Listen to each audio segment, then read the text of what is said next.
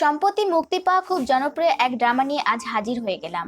হ্যাঁ, বলছিলাম হিডেন লাভ নামে ড্রামাটির কথা। মূলত এই ড্রামাতে এক স্কুল পড়ুয়া মেয়ে তার ভাইয়ের বন্ধুর প্রেমে পড়ে। তবে ওদের মাঝে কিছু বয়সের ব্যবধান ছিল। এজন্য ছেলেটি ওকে ছোট বোন হিসেবেই দেখতো, যার ফলে মেয়েটি আর ওর ভালোবাসা প্রকাশ করার সাহস পায় না। এখন ছেলেটি কি আদৌ মেয়েটির ভালোবাসা বুঝতে পারবে, তা জানার জন্য অবশ্যই তোমাদেরকে সম্পূর্ণ ভিডিও দেখতে হবে।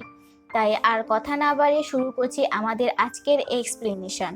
শুরুতে আমরা স্যানজিকে দেখি। ও ক্লাসে ছিল, তবে ও ড্রয়িং নিয়েই ব্যস্ত ছিল। এজন্য টিচার ওকে বকা দেয় আর আগামীকাল ওর গার্ডিয়ান নিয়ে আসতে বলে। ক্লাস শেষ হওয়ার পর বের হয়ে ওর ভাইকে মেসেজ করে সাহায্য চায়, তবে ওর ভাই ওকে সোজা নিষেধ করে দেয়। এতে ও মন খারাপ করে বাড়িতে আসে। ও জানতে পারে ওর ভাই বাসায় এসেছে। আসলে ওর ভাই দূরে এক ইউনিভার্সিটিতে পড়ে আর হোস্টেলে থাকে। স্যানজি খুশি খুশি ওর ভাইয়ের কাছে যায় মানানোর জন্য। স্যানজি এখানে এত হ্যান্ডসাম একটা ছেলেকে দেখে ওর তো হুশি উড়ে যায়। এমন মনে হচ্ছিল ও প্রথম দেখাতে ছেলেটির প্রেমে পড়ে গেছে। আসলে ওর নাম জাওশু। ও হচ্ছে স্যাংজি ভাইয়ের বন্ধু। স্যাংজি ভাবে ওর ভাই হয়তো প্লাস্টিক সার্জারি করিয়েছেন। এটা শুনে জাওশু হাসতে থাকে। তখনই এখানে ওর ভাই ইয়ান চলে আসে। জাওশু ইয়ানকে বললেন, আমাদের চেহারা কি একই রকম যে তোর বোন ভাবছে আমি নাকি তুই, যে কিনা প্লাস্টিক সার্জারি করিয়েছি? এগুলো শুনে ইয়ান ওকে মারতে থাকে। তোমার কি মনে হয় আমি হ্যান্ডসাম না? আমি সার্জারি করে আমার এই হ্যান্ডসাম ফেসটা কেন বদলাবো? স্যানজি বললেন, না, তুমি একদমই হ্যান্ডসাম না। ইয়ান চলে যাচ্ছিল। স্যানজি ওকে আটকে ওর থেকে সাহায্য চায় ওর স্কুলে যাওয়ার জন্য। বরাবরের মতো এবারও ওর ভাই নিষেধ করে দেয়। এতে স্যাংজি কাঁদতে থাকে আর মাকে বলে, ভাই আমাকে মেরেছে। এসব শুনে মাও ভাইকে মারতে থাকে। এগুলো দেখে জাওশু ভাবতে থাকে, কি দুষ্টু মেয়েরে বাবা। ভাইয়ের থেকে সাহায্য না পেয়ে এবার স্যাংজি যায় জাওশুর কাছে সাহায্য চাইতে। টিচার বলেছে আমার গার্ডিয়ান নিয়ে যেতে, তুমি প্লিজ আমার ভাই হয়ে স্কুলে যাবে। জাওশু তো প্রথমে রাজি ছিল না, তবে ওর জোরাজুরিতে জাওশু যাওয়ার সময় ওর নাম, স্কুলের নাম এসব জিজ্ঞাসা করে যায়। তবে স্যাংজি এখনো শিওর ছিল না জাওশু ওর স্কুলে যাবে কিনা। এরপর আমাদের 3 বছরের পরে কাহিনী দেখানো হয়। স্যাংজি এখন অনেক বড় হয়ে গেছে। ওর ভাই অনেকদিন পর হোস্টেল থেকে বাড়ি এসেছে। খাওয়ার সময় ইয়ান বাবার থেকে বাড়ির চাবিটা চায়, কারণ ওর হোস্টেল চেঞ্জ হয়েছে। ওর সাথে ওর বন্ধুদের জিনিসপত্র হোস্টেল নিতে হবে। বন্ধুদের কথা শুনে স্যাংজি বুঝে যায় এটা জাওশু হবে। তাই ও বলে, আমিও তোমার জিনিসপত্র গোছাতে সাহায্য করব, কারণ আমি তোমার সাথে সময় কাটাতে চাই। ইয়ান মানছিল না, তবে বাবা মায়ের জোর করাতে ও মেনে যায়। এরপর স্যাংজি ওর ভাইয়ের হোস্টেলের কাছে যায়। সেখানে একটি পুতুল ছিল যেটা ওর ভালো লাগে। তখনই পিছন থেকে জাওশু চলে আসে। এত বছর পর জাওশুকে দেখে অবাক আর ব্লাশ করতে থাকে। জাওশু ওকে দেখে চিনে ফেলে, আরে তুমি তো স্যাংজি, ওই বাচ্চা মেয়েটা। বলে, আমি এখন আর ছোট নেই, বড় হয়ে গেছি। আমি এখন 8-এ না 11-এ। জাওশু বলে, তুমি যখন বড় হয়ে গেছো এই পুতুল দিয়ে কি করছো? এমনিতেও এটা আমার কাজে আসবে না, দাও ফেলে দেই। স্যাংজি সেটা নিয়ে বলে, হ্যাঁ আমি বড় হয়ে গেছি, তবে এখনো আমার কাছে পুতুল ভালো লাগে। এটা শুনে ও হাসে।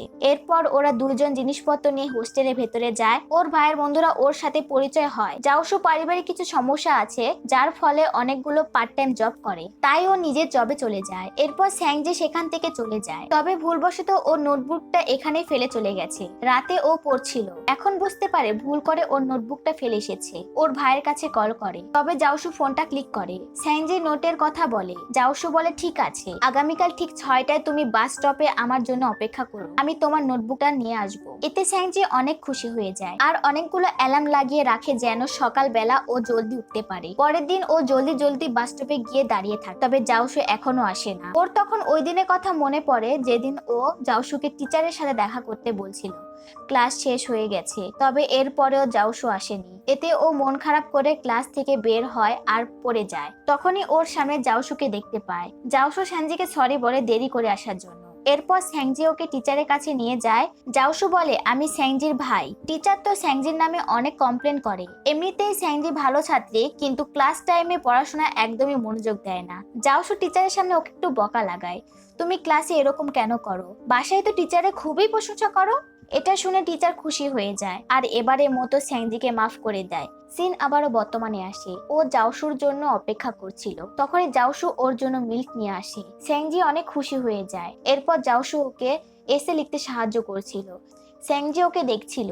স্যাংজির কিন্তু মিল্কে অ্যালার্জি আছে, তবে এটা জাওশু দিয়েছে, এজন্য ও এটা যত্ন করে নিজের কাছে রেখে দেয়। আজ ওর বাবা মা বাহিরে কোথাও গেছে, তাই ইয়ান এসে বলে, আমি বাহিরে যাচ্ছি, খাবার খেতে তুমি আমার সাথে চলো। স্যাংজি নিষেধ করে দেয়, কিন্তু যখন শুনতে পায় ওর ভাই ওর বন্ধুদের সাথে ডিনারে যাচ্ছে, এতে ওর ভাইয়ের সাথে ডিনারে যেতে রাজি হয়ে যায়। জাওশু যখন গাড়িতে আসে, স্যাংজি লুকিয়ে লুকিয়ে ওকে দেখছিল, যেটা জাওশু খেয়াল করে আর বলে, তুমি আমাকে হাই হ্যালো কেন বললে না? তাই স্যাংজি ওকে হাই বলে। ও বলে, তোমার কাছে কি আমাকে হ্যান্ডসাম মনে হয়? এতে স্যাংজি ঘাবড়ে যায়। ইয়ান বলে, মজা করা বন্ধ করো। স্যাংজি বললেন, না তুমি একদমই হ্যান্ডসাম না। জাওশু বলে, তাহলে তুমি আমাকে দেখে ব্লাশ কেন করো? এটা শুনে সবাই অবাক। মোটু ওকে আটকে নেয়, ও একটু বেশি মজা করে। তুমি ওর কথা রাগ করো না, ও একদমই ভালো ছেলে না। ইয়ানও বলে, হ্যাঁ ও একদমই ভালো ছিল না। স্যাংজিও বলে, হ্যাঁ একদমই না। স্যাংজি বলাতে জাওশুরও মনটা খারাপ হয়ে যায়।